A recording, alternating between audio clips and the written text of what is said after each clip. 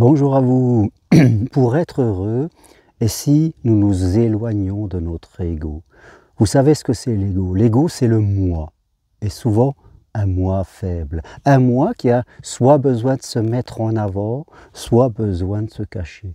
Vous le voyez avec les réseaux sociaux, les gens sont tout le temps en train de dire moi, moi, moi, regardez-moi, regardez ce que je fais, je suis heureux, je suis dans tel voyage, je fais telle chose. Comme si les personnes, pour exister, pardon, avaient besoin d'une façon presque exagérée de parler d'elles. Et les réseaux sociaux ont tendance à attiser tout cela. Et puis d'un autre côté, il y a ceux qui se cachent, qui lisent des livres sur les blessures et qui commencent à se dire « moi j'ai telle blessure, j'ai tout ça, donc je me cache ». Voilà, on parle bas soi, on n'est pas assez bien, on est moins bien que les autres. Et tant qu'on est là-dedans, on est dans le moi faible et on ne peut pas être heureux. Alors, on fait toujours la distinction entre le moi et le soi. Le moi, c'est l'ego, et souvent, comme je l'ai dit, l'ego pas en bonne santé. Le soi, c'est notre capacité à nous désidentifier de tout cela. C'est prendre de la hauteur, c'est comprendre que l'on est complet, qu'on n'a pas besoin de grand-chose. C'est vivre plus près de la nature, c'est venir ici, soit sur Compostelle, soit ici un petit peu en montagne où je suis ce week-end, parce que la nature ne nous demande rien, on n'a rien besoin de prouver, on n'a rien besoin, je dirais, de mettre en avant. Nous sommes complets, nous sommes comme nous sommes. Et nous n'avons pas besoin de surexagérer ce que l'on fait ou de surexagérer notre passé et de nous cacher. Je crois que c'est important d'évoluer dans ce sens. La société ne fait qu'attiser le moi. Hein. Regarde ce que j'ai, regarde ce que je fais, regarde où je suis. Ou alors il y a ceux, comme je l'ai dit, qui ne parlent pas. Et cela ne renvoie pas une belle image de nous.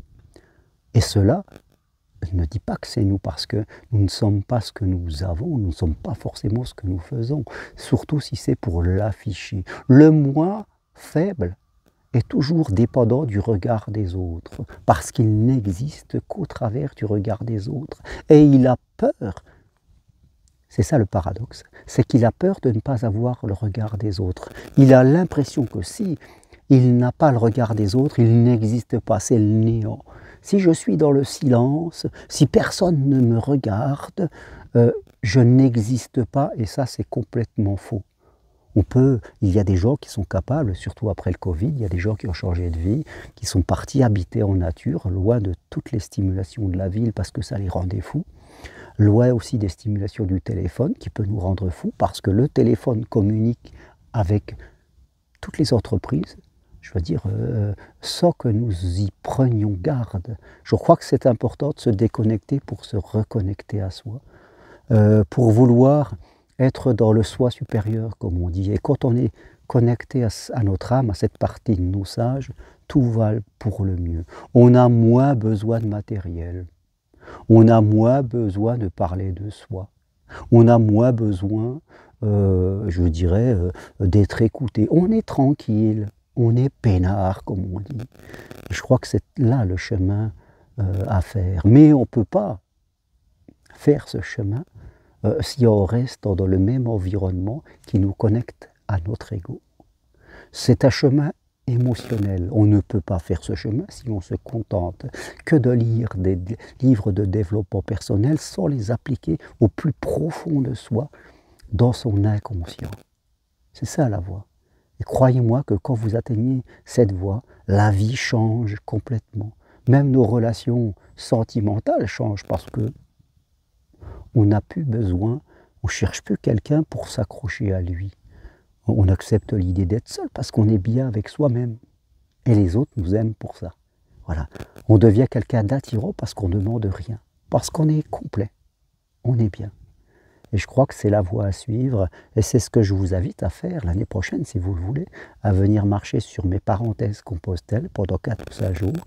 Les dates vont bientôt sortir. Voilà des expériences ou toute autre possibilité que vous voulez. On peut en discuter si vous voulez prendre un rendez-vous avec moi ou suivre une de mes formations. Mais rappelez-vous, ne restez pas dans le moi faible, parce que ça sera tout le temps de la souffrance.